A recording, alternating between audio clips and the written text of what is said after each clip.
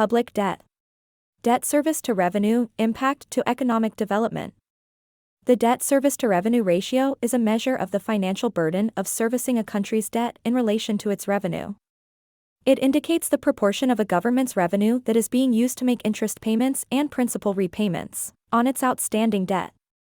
A high debt service to revenue ratio can have a negative impact on economic development in a number of ways, including 1. Fiscal stability. A high debt service to revenue ratio can indicate a significant strain on a government's finances. If a large portion of revenue is allocated to debt service, it may limit the funds available for public investments, social programs, and infrastructure development.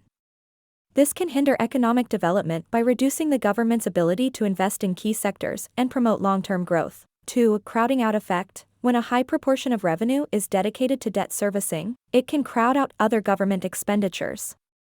This means that there is less money available for essential public services, such as education, healthcare, and infrastructure. The reduced government spending in these areas can negatively impact human capital development, productivity, and overall economic growth. 3. Investor confidence. High debt service to revenue ratios may raise concerns among investors and creditors about a government's ability to meet its debt obligations. If investor confidence declines, borrowing costs can increase, making it more expensive for the government to access capital markets. Higher borrowing costs can further exacerbate the debt burden and limit the government's ability to invest in economic development initiatives. For macroeconomic stability, an unsustainable debt service to revenue ratio can create macroeconomic instability. It may lead to higher inflation, currency depreciation, and increased borrowing from the central bank, which can fuel inflationary pressures.